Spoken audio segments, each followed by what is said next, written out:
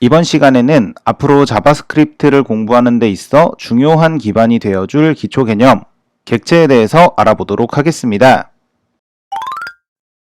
자, 객체란 무엇일까요? 일단 사전적 의미부터 보겠습니다. 객체란 실세계에 존재하는 대상 또는 생각할 수 있는 어떤 개념입니다. 예를 들어 지금 내 옆에 놓여있는 스마트폰, 하나의 객체입니다. 책상 위에 놓여있는 작은 화분, 객체이고요. 그걸 바라보는 나 자신 또한 하나의 객체입니다. 이렇듯 객체란 우리의 세상을 이루고 있는 구성 요소 하나하나를 의미하는 말입니다. 그런데 우리가 살고 있는 이 세계 안에 객체들이 있듯 자바스크립트 세계에도 객체들이 있습니다. 자바스크립트에게 객체란 어떤 사물이나 개념을 소프트웨어적으로 표현하기 위해 사용하는 문법적 수단입니다. 자바스크립트 코드 내에서 객체란 값 또는 기능을 가지고 있는 데이터로서 값 또는 기능을 가지고 있는 데이터가 곧 소프트웨어적 사물인 것입니다. 그리고 우리가 자바스크립트를 통해 다뤄볼 최초의 객체는 바로 웹브라우저입니다. 웹브라우저는 소프트웨어 세계에 존재하는 사물, 즉 객체이고요. 자바스크립트는 웹브라우저라는 객체에게 명령을 내리기 위해 사용하는 언어거든요. 우리가 웹브라우저에게 명령을 내릴 수 있도록 돕기 위해 자바스크립트는 웹브라우저와 관련된 다양한 객체들을 제공하는데요. 그중 가장 대표적인 것이 바로 윈도우라는 이름의 객체입니다. 자바스크립트 코드 내에서 윈도우라고 쓰기만 하면 우리는 웹브라우저에 접근할 수 있게 돼요.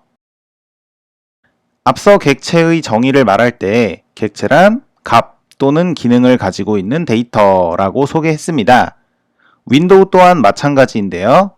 만일 객체가 가진 값 또는 기능을 사용하고 싶다면 우리는 객체 뒤에 점을 찍고 그것들에 접근할 수 있습니다.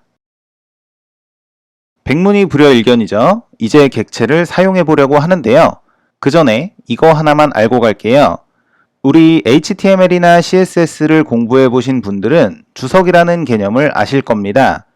컴퓨터에게는 보이지 않지만 사람에게만 보이는 코드로서 코드에 설명을 남겨주는 기능을 하는 게 주석인데요. 자바스크립트에서도 주석을 역시나 제공하고요. 아래 두 가지 방법을 통해 주석을 사용할 수 있습니다. 네, 그러면 이제 이 주석까지 포함해서 실습을 진행해 보도록 하겠습니다.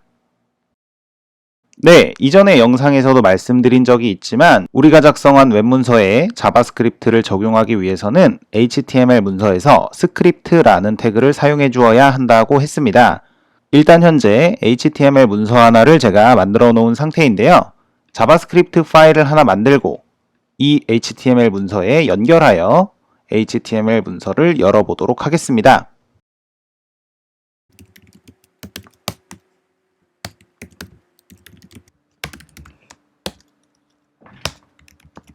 네, 이렇게 제가 만든 HTML 문서에 자바스크립트 코드를 연결해 두었는데요. 일단 코드에는 아무것도 쓰여 있지 않아서 아무 기능도 없습니다. 이것을 브라우저로 열어볼게요. HTML 문서를 여는 겁니다. 네, 당연하겠지만 이렇게 아무 내용도 없습니다. HTML에도 웹 콘텐츠가 하나도 없고 자바스크립트 코드에도 아무 내용도 없는데요. 여기에 우리는 자바스크립트 코드를 조금 추가하여 브라우저의 기능을 추가해 보도록 하겠습니다. 이때 사용하는 것이 바로 윈도우라는 객체인데요. 자바스크립트 코드에서 윈도우라고 써주기만 하면 일단 나는 브라우저에 대해서 무언가를 하겠다라는 의미가 됩니다. 이것이 윈도우 객체를 의미한다인데요. 여기 뒤에 점을 찍게 되면 나는 윈도우가 가지고 있는 값을 사용하든지 기능을 사용하겠다라는 의미가 됩니다. 그리고 우리가 여기에서 사용해 볼 기능은 alert라는 기능이에요. alert는 값이 아니고요. 기능입니다. 따라서 앞서 말씀드린 것처럼 뒤에 소괄호가 붙어야 돼요. 그리고 이 소괄호의 역할은 뭐냐? 일단 alert의 기본적인 기능을 확인해보고 소괄호의 역할을 알아보도록 하겠습니다. alert를 추가한 코드가 만들어졌고 이 상태에서 문서를 새로 고침해 보겠습니다. 네, 그랬더니 보이시나요? 여기에 경고창이 하나 떴습니다. alert는 경고창을 띄워줘라 라는 뜻이고요. 경고창은 우리 웹브라우저에서 띄워주는 하나의 작은 다이얼로그 박스를 의미합니다. 지금 저는 파이어폭스라는 브라우저를 사용해 실습을 하고 있는데요. 파이어폭스가 아닌 다른 웹브라우저를 사용하시면 다른 모양의 다이얼로그 박스가 뜨겠지만 기본적으로 alert는 경고창을 띄운다 라는 동작임에는 다름이 없습니다. 자, 그런데 지금 보시면 우리가 띄우고 있는 alert 박스에는 아무 내용도 쓰여 있지가 않죠. 만약에 여기에다가 내가 어떤 내용을 채웠으면 좋겠다 라고 할 때 그때 사용하는 것이 바로 여기에 비워져 있는 소괄호입니다. 자, 자바스크립트 객체가 제공하는 기능의 소괄호의 역할은 필요한 경우에 데이터를 전달하는 역할이에요. 예를 들어 지금의 alert처럼 경고창에 뭔가 메시지를 띄우고 싶다? 그러면 그 메시지를 이 괄호 안에 전달해 주는 것입니다.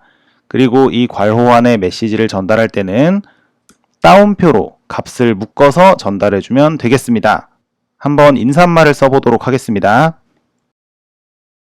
그리고 새로 고침을 하면 네, 이렇게 hello라고 경고창에 메시지가 추가된 것을 확인할 수 있습니다. 결과적으로 alert는 괄호 안에 전달된 내용을 경고창으로 출력하자라는 의미의 브라우저 기능이 되겠습니다. 윈도우가 브라우저라고 했죠. 자, 그리고 이러한 alert는 보시다시피 확인을 누를 때마다 사라지는 그러한 소모성 박스입니다.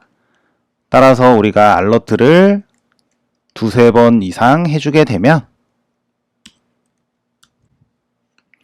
이렇게 하나, 둘, 셋 하고 세 번의 경고창을 연달아 볼 수 있게 됩니다. 그리고 여기에서 우리는 주석이라는 것을 추가로 사용해 볼 것인데요. 주석은 말씀드렸듯 컴퓨터에게는 보이지 않고 사람에게는 보이는 코드입니다. 따라서 제가 이 세 개의 alert 중에 하나를 주석으로 처리한다. 이렇게 한 줄짜리 주석을 만들어주면 두 번만 유효한 코드가 되고 가운데 있는 거는 무효한 코드가 됩니다. 따라서 새로 고침하면 하나, 둘 이렇게만 나오게 되는 거죠. 자, 지금 이렇게 만들어준 주석이 한 줄짜리 주석인데요.